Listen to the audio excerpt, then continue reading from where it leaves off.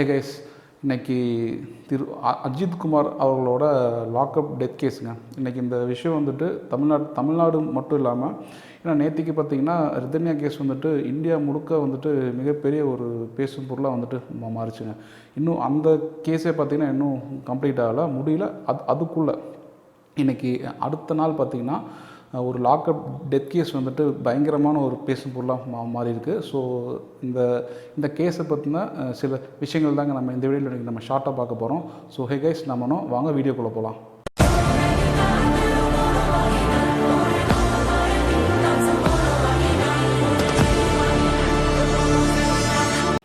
So இந்த அஜித்குமார் யாருன்னு பார்த்தீங்கன்னா, சிவகங்கையில் திருப்புவனம் அப்படிங்கிற ஒரு இடத்துல ஒரு கோவிலில் வேலை செய்கிற ஒரு டெம்பரவரி செக்யூரிட்டியாங்க.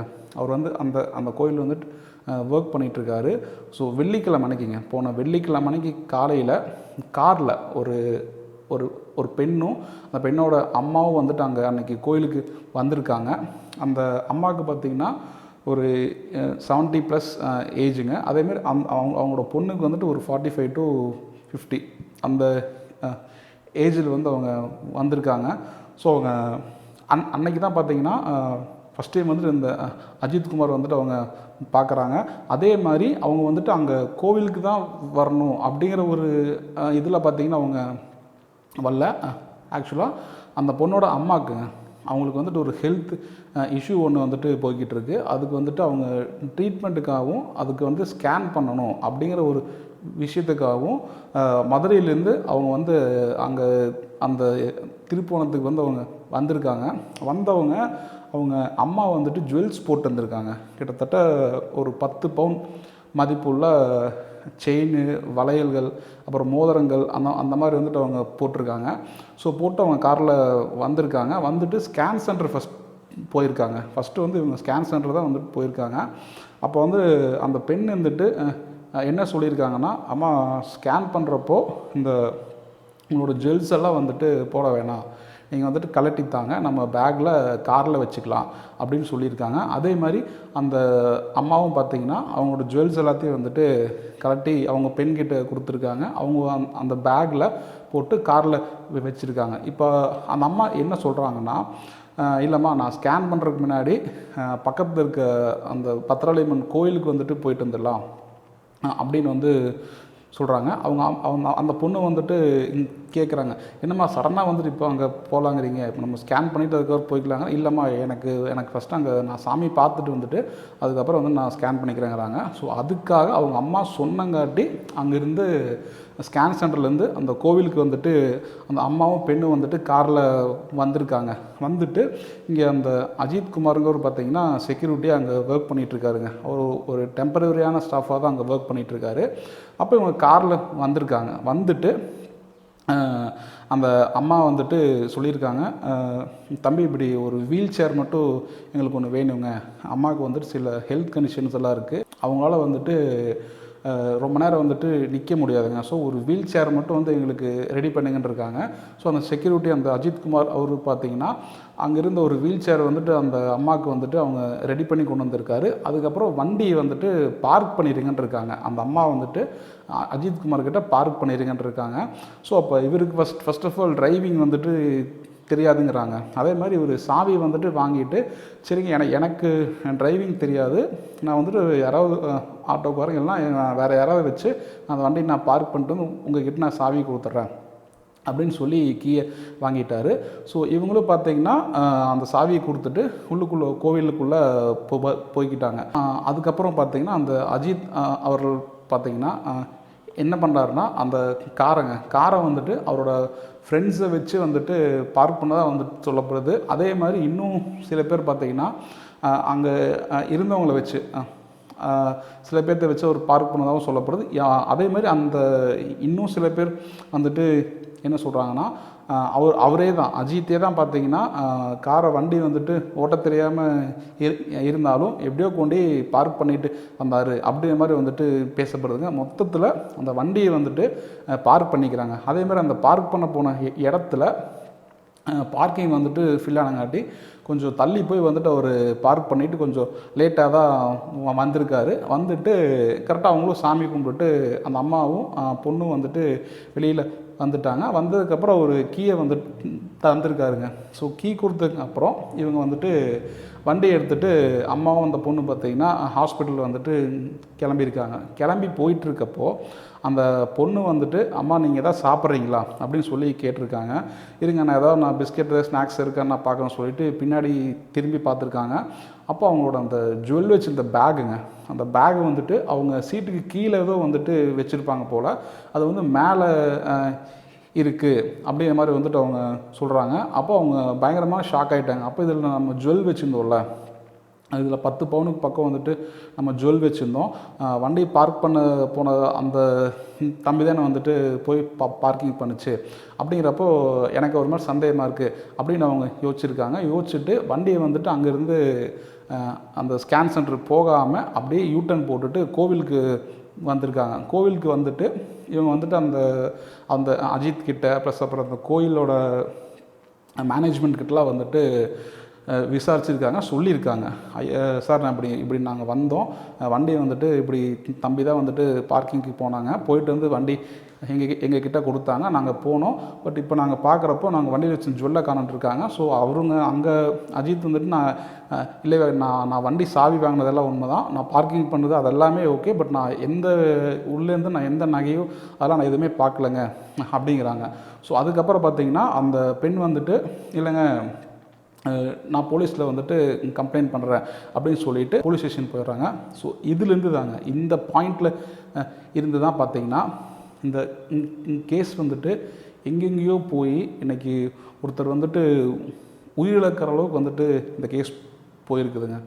ஸோ அப்போ அந்த பெண் வந்துட்டு முடிவே பண்ணிட்டாங்க. அதாவது என் வண்டி எடுத்துகிட்டு போனது வந்துட்டு இந்த திரு அஜித் எங்கவர் தான், அவர் தான் வந்துட்டு என்னோடய நகையை வந்துட்டு எடுத்துருக்கணும் அப்படின்னு வந்துட்டு அவங்க முடிவு பண்ணிட்டாங்க. அதே மாதிரி அவங்க போலீஸ்கிட்டே போய் எல்லாம் சொல்லிட்டாங்க. இப்போ போலீஸ் வந்துட்டு என்ன பண்ணுறாங்கன்னா ஒரு வெள்ளிக்கிழமைக்குங்க சாயங்காலம் வந்துட்டு ஒரு ஆஃப்டர்நூன் அவங்க அந்த லேடி போயிட்டு போலீஸ் ஸ்டேஷனில் கம்ப்ளைண்ட் பண்ணி ஒரு சில நேரத்தில் வந்துட்டு விசாரணைக்குன்னு வந்துட்டு அவரை கூப்பிட்டு போயிருக்காங்க. ஸோ கூப்பிட்டுட்டு போயிட்டுங்க அவர் வந்துட்டு பயங்கரமான வந்துட்டு அடிச்சிருக்காங்க, பயங்கரமாக டார்ச்சர் பண்ணியிருக்காங்க. அதே மாதிரி அவங்க அவ்வளோ அடித்தும் என்ன இது பண்ணியும் இல்லைங்க நான் வந்துட்டு எதுவுமே நான் செய்யலை, நான் வந்துட்டு அவங்க பேக்கில் இருந்த நகையோ எதுவுமே நான் வந்துட்டு நான் எடுக்கவும் இல்லை, அதை நான் பார்க்கவும் இல்லை அப்படிங்கிற மாதிரி வந்து சொல்லியிருக்காரு. பட் போலீஸ் வந்துட்டு நம்பவே இல்லைங்க. அதே மாதிரி அடுத்த நாள் காலையிலைங்க, ஸோ வெள்ளிக்கிழமைக்கு ஆஃப்டர்நூன்லேருந்து நைட் ட்ரைவ் ஃபுல்லாக இன்வெஸ்டிகேஷன் போயிட்டுருக்கு. ப்ளஸ் அடுத்த நாள் சனிக்கிழமைக்கு மார்னிங் பார்த்திங்கன்னா அந்த பையனோட அந்த அஜித் அப்படிங்கிறோட வீட்டுக்கு வந்து போயிருக்காங்க. வீட்டுக்கு போயிட்டு அவருக்கு ஒரு தம்பி ஒருத்தர் இருந்திருக்காருங்க. ஸோ அந்த தம்பியை பார்த்திங்கன்னா கூப்பிட்டு வந்திருக்காங்க. அவர் மட்டும் இல்லாமல் அந்த அஜித் குமாரோட இன்னும் 2-3 ஃப்ரெண்ட்ஸையும் வந்துட்டு சேர்த்து கூப்பிட்டு வந்திருக்காங்க. அது மட்டும் இல்லாமல் அவங்களோட வீட்லைங்க அந்த அஜித் குமார் அவர்களோட வீட்டுக்கு போயிட்டு மார்னிங் கம்ப்ளீட்டாக செக் பண்ணிக்கிறாங்க. எங்கே செயினுக்கு எங்கே வச்சுருக்கீங்க அந்த மாதிரி எல்லாம் அவங்க அம்மா கிட்ட எல்லாம் கேட்டிருக்காங்க. எல்லாமே வந்துட்டு இது பண்ணிக்கிறாங்க. பட் அங்கே எதுவுமே இல்லைங்கிறப்போ அந்த அஜித்தோட தம்பி அப்புறம் அவங்களோட 2-3 ஃப்ரெண்ட்ஸை வந்துட்டு போலீஸ் வந்துட்டு கூட்டிகிட்டு ஒரு வேன்லைங்க ஏற்றிட்டு ஒரு தோப்புக்கு வந்துட்டு போனதாக சொல்லப்படுது. அங்கே தோப்பில் வச்சு மறுபடியும் பார்த்திங்கன்னா அந்த அஜித்து அவரோட தம்பி அந்த 3 ஃப்ரெண்ட்ஸ்லாம் போட்டு பயங்கரமாக வந்துட்டு போலீஸ் வந்துட்டு அடித்ததாக சொல்லப்படுது. இதில் அவரோட தம்பி வந்துட்டு என்ன சொல்கிறாருன்னா எங்களுக்கு சாப்பாடுங்க, அதாவது எங்களுக்கு சாப்பாடு வந்துட்டு வாங்கி கொடுத்து மறுபடியும் வந்து எங்களை அடிச்சுட்டே இருந்தாங்க. அப்போது ஒரு ஸ்டேஜில் பார்த்திங்கன்னா எங்கள் அண்ணன் வந்துட்டு வழி தாங்க முடியாமல் ஆமாங்க நான் தான் வந்துட்டு அந்த நகையை நான் எடுத்தேன், இப்படி ஒரு இடத்துல வந்து நான் வச்சுருக்கேங்க அப்படின்னு வந்துட்டு சொல்கிறாருங்க. அதுக்கப்புறம் பார்த்திங்கன்னா அந்த போலீஸுங்க அந்த அஜித்தோட தம்பியையும் இந்த 3 ஃப்ரெண்ட்ஸையும் அங்கேயே விட்டுட்டு அஜித்தை மட்டும் வந்துட்டு அந்த வேனில் ஏற்றிட்டு போய் ஒரு மாட்டு தொழுவத்துலிங்க அங்கே தான் வந்துட்டு நான் நகை வச்சுருக்கேன்னு சொல்லியிருக்காரு. அங்கே வந்துட்டு ஃபுல்லாக செக் பண்ணுறாங்க. ஸோ அங்கே போயிட்டு அஜித் வந்துட்டு இல்லைங்க நான் இங்கே தான் வச்சேன், இப்போ அது எங்கேன்னு தெரியலை அப்படிங்கிற மாதிரி வந்துட்டு சொல்கிறாரு. அதுக்கப்புறம் பார்த்திங்கன்னா போலீஸ் வந்து பயங்கரமாக வந்து இன்னும் ஒரு அடிக்க ஆரம்பிக்கிறாங்க. ஸோ இந்த இடத்துல தாங்க இந்த இடத்துல அந்த மாட்டுத் தொழுவத்தில் பார்த்திங்கன்னா பக்கத்தில் மக்கள் எல்லாருமே வந்துட்டு இருந்திருக்காங்க. அங்கே அவங்க என்ன சொல்கிறாங்கன்னா, அங்கே அந்த மாட்டுத் தொழுவத்துக்குள்ளே வந்துட்டு ஒருத்தர் வந்துட்டு அலற சத்தமும் போலீஸ் வந்துட்டு அடிக்கிற சத்தம் வந்துட்டு நாங்கள் வந்துட்டு கேட்டோம். அது மட்டும் இல்லாமங்க, இப்போ இன்றைக்கி ஆஃப்டர்நூன் ஒரு 2:30 அந்த மாதிரி பார்த்திங்கன்னா போலீஸ் அங்கே மாட்டுத்தோட்டத்தில் வச்சு அவரை அடிக்கிற மாதிரி ஒரு வீடியோ வந்துட்டு ரிலீஸ் பண்ணியிருக்காங்க. அது எங்கே எப்படி வந்ததுன்னு தெரியல. பட் இப்போ அந்த வீடியோ வந்துட்டு பயங்கர வைரலாக போய்கிட்டு இருக்கு. ஸோ அதே மாதிரி அங்கேயும் வச்சு அவர் மறுபடியும் பார்த்தீங்கன்னா இந்த பைப்பெல்லாங்க, இரும்பு ராடு, பிளாஸ்டிக் பைப்ஸு ப்ளஸ் மிளகாய் பொடியெல்லாம் வந்துட்டு அங்கே வச்சு அவர் வந்துட்டு டார்ச்சர் பண்ணதாக வந்து சொல்லப்படுது. அதுக்கான ஃபுட்டேஜஸ்ங்க, அந்த இடத்துல வந்து பைப்ஸு, இரும்பு ராடு, அந்த மிளகாய் பொடியெல்லாம் வந்துட்டு சிதறி கிடக்கிறதுக்கான ஃபுட்டேஜஸ், ஃபோட்டோஸ் வந்துட்டு போலீஸ் கோர்ட்டுக்கு வந்துட்டு போயிருக்கு. அதேமாரி மக்கள் வந்துட்டு அதில் சில பேர் வந்துட்டு பார்த்ததா சொல்கிறாங்க. ஃபஸ்ட்டு வேன்லேருந்து வர்றப்போ அவர் வந்துட்டு அவராக கொஞ்சம் கைத்தாங்களாக நடந்ததாக வந்தார். அதுக்கப்புறம் ரிட்டனில் அவங்க ஆட்டோவில் கொண்டு போகிறப்போ அவர் வந்துட்டு 4 பேர் அவர் சேர்ந்து தூக்கிட்டு தான் போனாங்க அப்படிங்கிற மாதிரி வந்து சொல்லப்படுதுங்க. ஸோ இப்போ அவங்க அங்கேருந்து அஜித்தை தூக்கிட்டு ஃபஸ்ட்டு ஒரு கிளினிக் போயிருக்காங்க. அங்கே கிளினிக் போனதுமே அவங்க கன்ஃபார்ம் பண்ணிட்டாங்க, இல்லைங்க அவர் வந்துட்டு இறந்துட்டார் அப்படின்னு வந்து சொல்கிறாங்க. போலீஸ் அந்த இருந்த எல்லாத்துக்கும் பார்த்திங்கன்னா பயங்கரமான ஷாக் ஆகுது. ஸோ ஷாக் ஆகிட்டு அவங்க என்ன பண்ணுறதுன்னு தெரியாமல் ஃபஸ்ட்டு வந்துட்டு அவங்களோட அந்த அஜித்தோட தம்பி ஃப்ரெண்ட்ஸ் எல்லாத்தையும் வந்துட்டு காலையில் கூட்டிகிட்டு வந்தாங்களா, அவங்க எல்லாத்தையும் வந்துட்டு ரிலீஸ் பண்ணியிருக்காங்க. ரிலீஸ் பண்ணிவிட்டு சனிக்கிழமைக்கு நைட்டு பார்த்திங்கன்னா ஒரு 1 o'clock அந்த மாதிரி வந்துட்டு போலீஸ் வந்துட்டு அனௌன்ஸ் பண்ணுறாங்க. இப்படி அதாவது அவங்க பேரண்ட்டுக்கிட்ட உங்களோட பையன் வந்துட்டு இறந்துட்டதா வந்து சொல்லியிருக்காங்க. அதுவும் வந்துட்டு அவங்க விசாரிக்கிறப்போ வந்துட்டு இவர் தப்பிச்சு ஓடுறதுக்கு முயற்சி பண்ணுறப்போ வலிக்கு கீழே விழுந்து வலிப்பு வந்து இறந்துட்டதா சொல்லியிருக்காங்க. ஸோ இதை கேட்டதுமே அந்த அஜித் அவர்களோட பேரண்ட்டு, அவங்களோட சொந்தக்காரங்க எல்லாம் அந்த மக்கள் பார்த்திங்கன்னா அங்கே போராட்டத்தில் வந்துட்டு அப்படியே பார்த்திங்கன்னா உட்காந்துடுறாங்க. அதாவது நீங்கள் வந்துட்டு விசாரணைக்குன்னு வந்துட்டு கூட்டிகிட்டு வந்தீங்க, இப்போ கூட்டிகிட்டு வந்து இப்போ பையன் வந்துட்டு இறந்துட்டு தான் சொன்னால் இது வந்து என்ன நியாயம், இது வந்துட்டு நம்புற மாதிரி இல்லை அப்படிங்கிற மாதிரி வந்துட்டு இது அவங்க அங்கேயே பார்த்திங்கன்னா பயங்கரமாக ஒரு போராட்டம் மாதிரி பண்ணியிருக்காங்க. அதுக்கப்புறம் பார்த்திங்கன்னா பாடி வந்துட்டு போஸ்ட்மார்ட்டத்துக்குங்க, இது இப்போ எல்லாத்துக்குமே பார்த்திங்கன்னா வெளியில் ஸ்ப்ரெட்டே வந்துட்டு போயிடுச்சு. அதுக்கப்புறம் வந்துட்டு போஸ்ட்மார்ட்டம் வந்துட்டு செய்யப்படுதுங்க. அவரோட அந்த அஜித்குமார் அவர்களோட பாடி வந்துட்டு போஸ்ட்மார்ட்டமுக்கு அனுப்புகிறாங்க. ஸோ அந்த போஸ்ட்மார்ட்டமில் பார்த்திங்கன்னா என்ன சொல்கிறாங்கன்னா, கிட்டத்தட்ட ஒரு 18 இடத்துல பார்த்திங்கன்னா அவங்களோட உடம்பு, அந்த அஜித்குமார் அவர்களோட உடம்புல 18 இடங்களில் வந்துட்டு காயம் வந்துட்டு ஏற்பட்டதாகவும், அவரோட தலை, கை, கால், முதுகு அந்த மாதிரி இடத்துல வந்துட்டு நிறைய வெளிக்காயங்கள், அதே மாதிரி வந்துட்டு உடம்புக்குள்ளே வந்துட்டு பிளட் கிளாட் ஆகிக்குதுங்க. ஸோ வந்துட்டு பிளட் கிளாட் ஆகிக்குது அங்கங்கே, அதனால வந்துட்டு அவர் வந்துட்டு உயிரிழந்திருக்கலாம் அப்படிங்கிற மாதிரி வந்துட்டு போஸ்ட்மார்ட்டம் வந்துட்டு ரிப்போர்ட் சொல்லிட்டாங்க. இப்போது அதே சமயத்தில் இந்த கேஸ் பார்த்திங்கன்னா கோர்ட்டில் வந்து பயங்கரமாக இப்போது போய்கிட்டுருக்கு. இப்போ இந்த கேஸ் போய்கிட்டு இருக்கப்பவே சில இன்ஃபர்மேஷன்லாம் வந்துட்டு வெளியாகிட்டுருக்குங்க.